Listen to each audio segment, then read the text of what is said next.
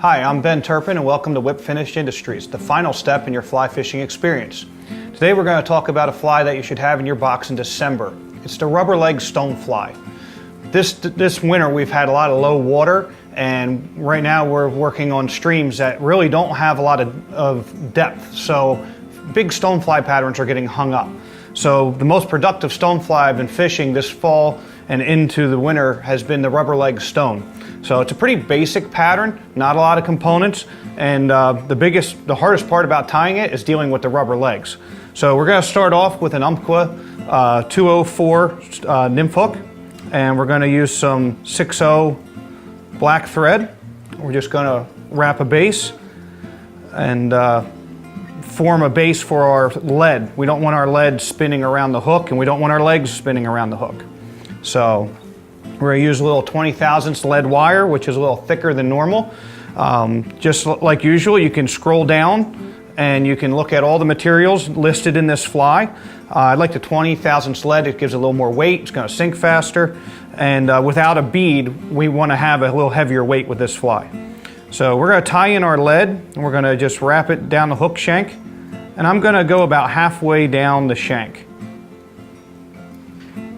Once we get done wrapping that, we just stand it right up, and we'll take our thumb and forefinger, our nail, and just kind of wiggle and pinch that piece of lead off.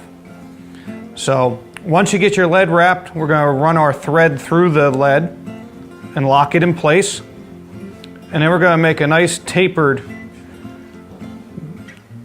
section behind the lead here. So when we bring our chenille up, we get a nice smooth body. All right.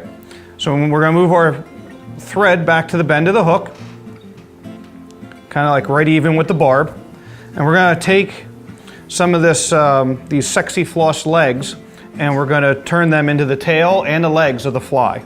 All right, so I'm going to take a little section, cut it out of the strip, and then what I like to do is I like to fold it around the thread. You can see how it's folded around, and then I can pinch it right down on the top, and that'll lock that in place.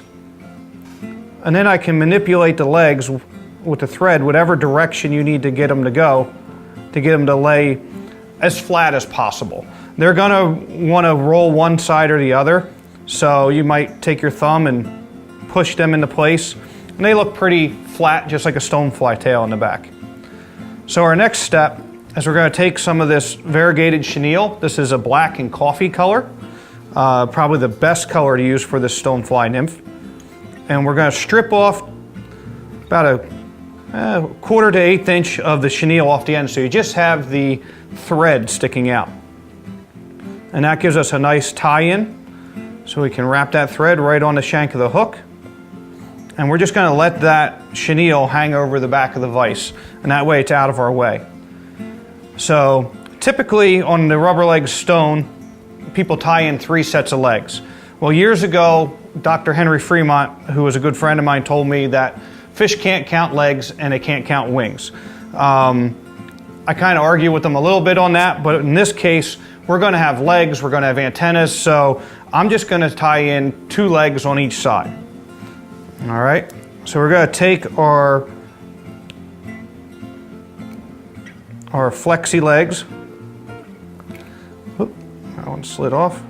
And again, we're going to wrap it around the thread, and that allows you to have a really secure point where you can attach the legs, and it just allows for pinpoint accuracy when you're putting them on the hook shank. So we've got legs tied on one side. We're going to take another piece, and we're going to do the same thing. We're going to wrap the leg around the thread. We're going to put it right down on the hook shank and wrap it in place. And then what we're going to do is we're going to take those legs, kind of pull them back, and move our thread forward to where we're going to end the chenille when we wrap the body. All right, so now the toughest part is we're going to wrap the chenille through the rubber legs to make the body of the fly. So we're going to have to continually manipulate the rubber legs just to keep them out of the way. And that's where the fun begins.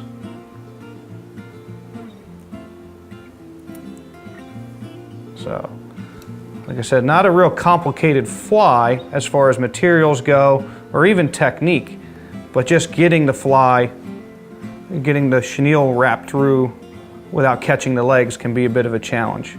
So once we get to the back set of legs, now we're going to come underneath and we're going to go through the middle of the two back legs. Whoop. And get those wrapped in place. Then we're going to take the two front legs and kind of pull them back and come up in front of them. And once we get through that, we can trap our chenille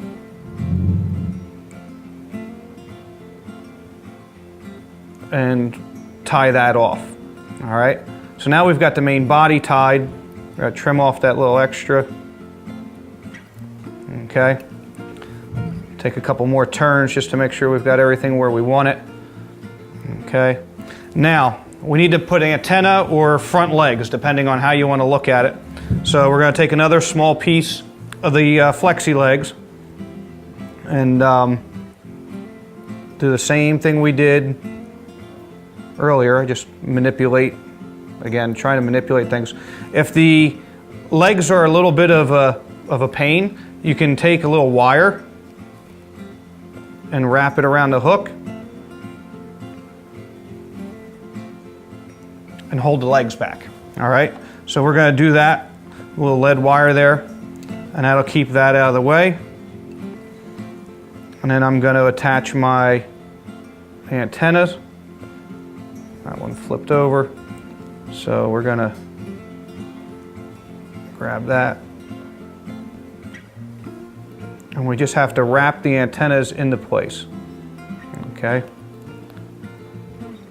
Make a little thread head, and then we're going to finish our fly with a whip finish.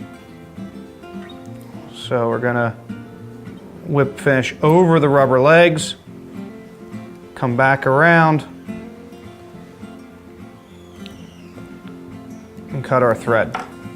All right, so once we've got everything tied in, we've got little rubber legs going everywhere. So we want to trim them up to shape and get them the correct length. So we're going to take our front legs, we're going to kind of stretch them out a little bit, maybe a little shorter than the shank of the hook, and that's going to be our antennas slash front legs. And we're going to take our other legs and just stand them up. Again, a little longer than the hook shank. That gives us our front legs or middle set of legs, and then our back legs as well. And you can play with them and trim them to get them to look right. I usually don't like my legs to be longer than the back of the fly, so I'm going to trim these up significantly there, and I'm going to take a little bit off the front ones. So, but you can play with your proportions. I like to leave the tails a little on the longer side, and you can see it's a very simple fly. It's a basic stonefly pattern. But the nice thing about this fly is it's not getting hung up in the shallow water right now. So when you have shallow water and you want to fish a bigger stonefly pattern, this is a great pattern. Also a good searching pattern. If you need to get down, you can put a little split shot on, get it down to the bottom as well. Recently, fishing this fly with an egg trailing behind it is a very productive way to fish. So in the riffles, the fish have been hitting the stoneflies and the eggs. In the deeper pools, mostly the eggs, but occasionally we've got nice fish to come over and eat the stonefly patterns. So it's a great wintertime combination, stoneflies and eggs. Again, go down through the list of materials below the video here. You can go through if you need the variegated chenille, you need the rubber legs, the Sexy Floss rubber legs. All of it's available from the website. And we really appreciate you tuning in. We hope that you're getting everything you need to catch more fish, especially when it's cold out. You're going to need that help to get those extra few fish in that colder water. So thank you for tuning in to Whip Finish Industries, and we'll see you soon.